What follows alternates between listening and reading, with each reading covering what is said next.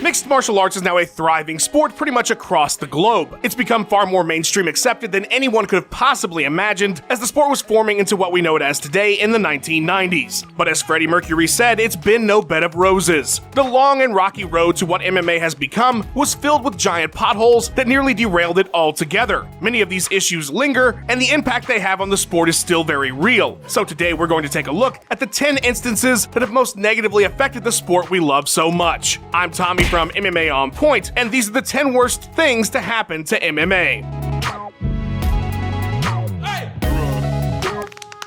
Number 10. The early marketing. In the early 90s, everything was awesome and nobody cared about anything. These are historical facts. So you couldn't just market a new sport on the merits of the incredible ability and athleticism it required, or the excitement of the competition. That's boring. So SCG's genius marketer Campbell McLaren decided the newly founded Ultimate Fighting Championship would need some kind of hook, and he landed on outrageous violence. Blood, death, broken bones, maimed combatants, in a cage. This was pit fighting. This was the fall of Rome. This was the most indulgent you could be of your animal nature without going to jail. And you know what? I gotta give him credit because it worked. People bought into the sensationalism, and for a good chunk of time, MMA in the West was marketed in such a way. The seedy underbelly of sports, the Jerry Springer show of athletics. The problem with that is, it was a long road to legitimacy. First, of course, we had the Dark Ages, when John McCain successfully lobbied nearly all states and cable providers to drop the UFC from 1997 to 2001. The sport was essentially banned in the US. It was this public backlash at the marketing and a misunderstanding of the sport's complexity that created a real uphill battle for MMA in the United States that still continues today, as in many circles, it's very much just human cockfighting. So while it may have kick-started the MMA boom, the sport would have been better served without the ridiculous marketing. Number 9. Boxing's 10-point must system.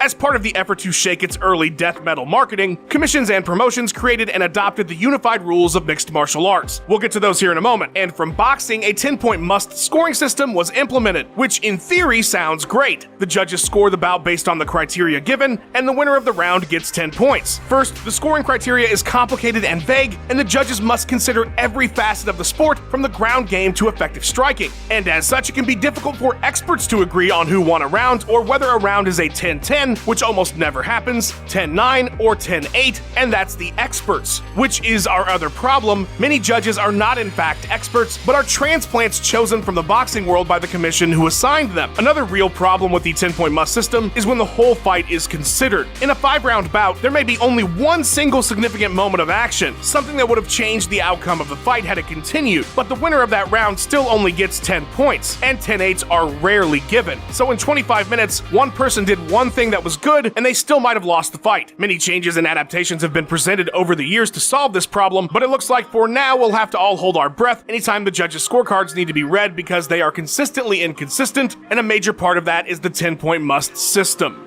Number 8. The unified rules of MMA. The unified rules of mixed martial arts that were essentially created by John McCarthy in 2001 are the standard for MMA competition, and while that is still very much the case, with of course minor tweaks here and there, an issue arose in 2016 when the Association of Boxing Commissions and Combative Sports attempted to modernize it and create the new unified rules of MMA, which many state commissions promptly rejected, and so we have the great schism of mixed martial arts. Some commissions are okay with the new rules, others are mostly good with a few modifications, and others still outright reject them. We no longer have unified rules. The biggest issue seems to be the definition of a downed opponent. In the original rules, a fighter could put their pinky to the ground and be considered downed, meaning they couldn't be violently kneed in the head. The new rules state that the fighter must have both hands on the mat in order to achieve downed status. Now, we can debate this issue all day. The real problem is that because of this dispute, the rule is now different depending on where you're fighting, and in the heat of the moment, it's sometimes hard to remember what New Jersey decided to do about the new rules. In the NFL, a touchdown is a touchdown. It has clearly defined parameters, as do all their rules, and every team uses them. It confuses the fighters and hurts the legitimacy of the sport when different locations have different rules. They need to be reunified. Number 7. Money fights. I know this one's gonna ruffle a few feathers. Obviously, there are some good things about money fights. Let's not throw the concept completely under the bus. They do generate a lot of cash, and they can be really fun, which is ultimately why we watch the sport in the first place. But there's a flip side to that coin, my friend, and it's the issues that arise when we prioritize these fights, namely the bouts taking precedent over top contenders, which then logjam the top of the divisions. When Conor fought Aldo, he made his way there naturally. When he fought Khabib, it felt like we were placing some of the best fighters in the sport on hold so we could get that big money. It was entirely unwarranted. The logjams aren't the only problem, though. Now the fighters have changed their focus. It's no longer the next contender up for champions, it's who's the biggest name, who can draw the most. Woodley has lobbied for it, Cejudo, Dillashaw. Everybody wants to make a ton of cash, be the double champ, and nobody seems to care much about long sustained reigns at the top of the division. The money fight has changed the expectations in the game, and it's created a lot of conflict for fighters feeling like they deserve a piece of the pie. There's a reason John Jones and Triple C aren't active, and it all runs back to these money fights we love so much. Number 6. The Reebok Lips.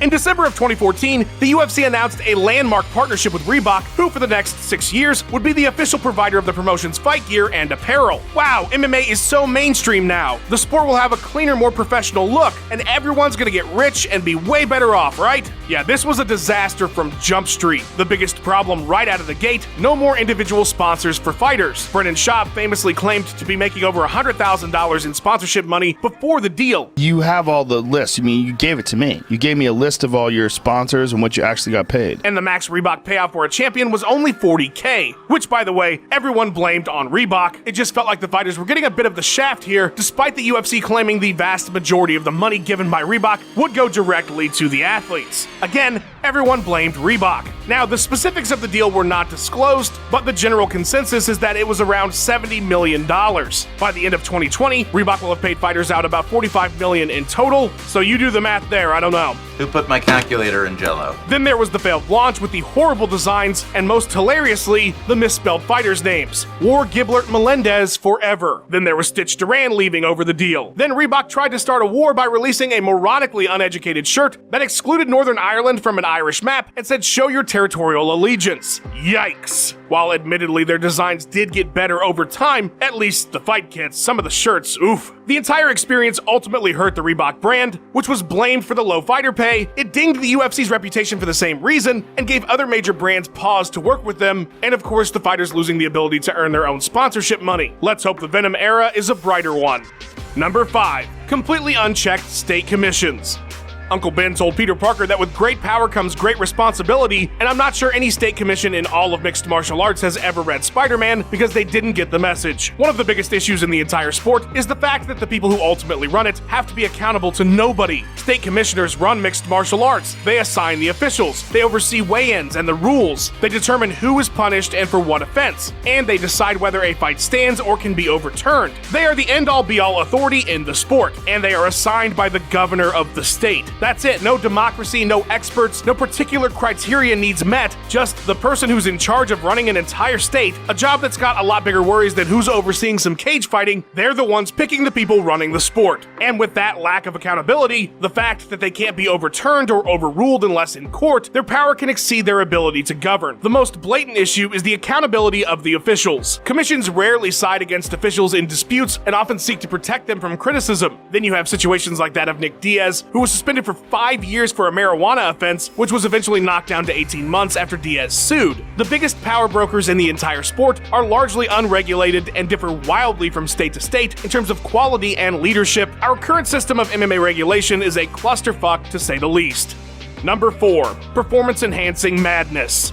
Since the dawn of MMA, performance-enhancing drugs have been an issue. Not accusing any of those early UFC combatants of anything, but wow, some of you are jacked out of your minds. Of course, in pride, they didn't bother to test, and maybe that was the right approach, because as much as PEDs do give fighters an advantage over their opponents, and also create potential dangers for both the user and the person being hit by them, MMA's attempts at cleaning up the sport have been just as disastrous. There are, of course, the countless fights that have been ruined or canceled because fighters pissed hot, USADA's incredibly uneven handling of failures that's left the program looking less less like they're trying to clean up the sport, and more like they were just meant as good PR that has now blown up and cost a ton of fighters time. Let us not forget the TRT era of the sport either, where essentially for nearly a decade, commissions gave fighters a loophole to which they could use testosterone and give us performances like 2013's Axe Murderer of the Year, Vitor Belfort. This despite the fact that he was in his mid-30s and had been competing since he was a teenager. PEDs in sports are inevitable and of course a negative, but MMA's attempts at combating that problem might be just as bad. Number 3, the pandemic. Considering it's one of the major world events of our lifetime, there's obviously no way COVID wasn't going to be one of the worst things to happen to the sport. The worldwide lockdown and subsequent restrictions that have followed have made it difficult for the UFC and Bellator to put on shows, the latter just recently starting back up after being gone since February, and while the UFC has been at the forefront of getting major sports back up and running, they too dropped 5 shows and have been scrambling to put together each card, first in Florida, then in Vegas, then of course on Fight Island. One championship has struggled, the PFL has been suspended, but there are hundreds of regional promotions worldwide to put on shows, and many have suffered huge losses and have been unable to restart. The regional circuit is vital to building the sport's fighters before they reach the major promotions, and the long-term effects of losing so much MMA across the globe for such a long period, and we haven't even yet discussed the long-term health effects this could have on fighters who have contracted it, or the bouts that have been lost, or the closing of gyms, and the changes that have been made to how training can occur, and with how many people. The effects on the sport will be long-lasting and yet unknown. Number 2. The end of major promotional competition. The UFC has been the only show in town for some time now. Yes, Bellator has become a sustainable number 2. Yes, one championship has been trying to build a major global brand. The PFL is on ESPN. Ryzen does whatever they do. But there is no real competition for the UFC's top spot. It's not even close. And without another brand like Pride FC or Strikeforce breathing down their neck, the UFC, while a stellar product, isn't forced to grow or stay sharp like they would be if they were worried they could lose their position as the sport's leader. Pride was number 1, and it was the UFC's pursuit of them that created such an awesome and exciting boom in the sport during the early 2000s. Strikeforce had major television, they were making some serious moves and had serious talent. Even something like Affliction, which crashed and burned, there was big money behind that, and they had Fedor. That Josh Barnett fight would have been the biggest in the sport at the time. And it's good for everyone, including the UFC, if there's a worthy rival brand. The fighters get paid more, we the fans get more innovation and growth, everyone's on their A game, nobody's complacent. It's truly a shame that Pride Never Die wasn't really the case. Number 1. Tragic injuries and deaths. The reality of mixed martial arts is that while it is far more than its violence, the impact that violence has on those who participate is very real, and the effects are long-lasting. As the sport has only truly blossomed in the last 30 years, the long-term effects on the health and well-being of many of our favorite stars is yet unknown, but the fear of brain damage is very real. Gary Goodridge is believed to have CTE by doctors, which at the moment can only be truly diagnosed posthumously. Jordan Parsons, who was tragically killed in 2016 by a drunk driver, did have CTE. A 25-year-old with only 13 pro fights. Fighters take a major risk with every weight cut too. Stories like Leandro Souza dying while cutting weight in 2013 illustrate the point, and while commissions and the major promotions do everything to ensure the fighter's safety during that process and during the fight, the danger is still very much there. Countless fighters have passed out and injured themselves before cards cutting weight. There's debates as to how much weight cutting affects brain trauma in the fights. There are so many dangers in the cage, and we haven't even touched on the tragic deaths that have occurred as the result of a fight. No major promotion has ever had such an incident, but 7 deaths have occurred in state-sanctioned and overseen bouts, with more coming in fights unregulated. One such tragedy occurred in Dublin when João Carvalho died following his bout with Conor McGregor's teammate Charlie Ward. McGregor was in attendance and wrote about the tragedy on Instagram, which deeply affected him to the point he told ESPN that he did not want to attend the UFC 200 press conference the following week, which he did in fact no-show. While death in the sport is rare, it's still a reality every fighter faces when they step into the cage, and none who participate leave the sport unscathed.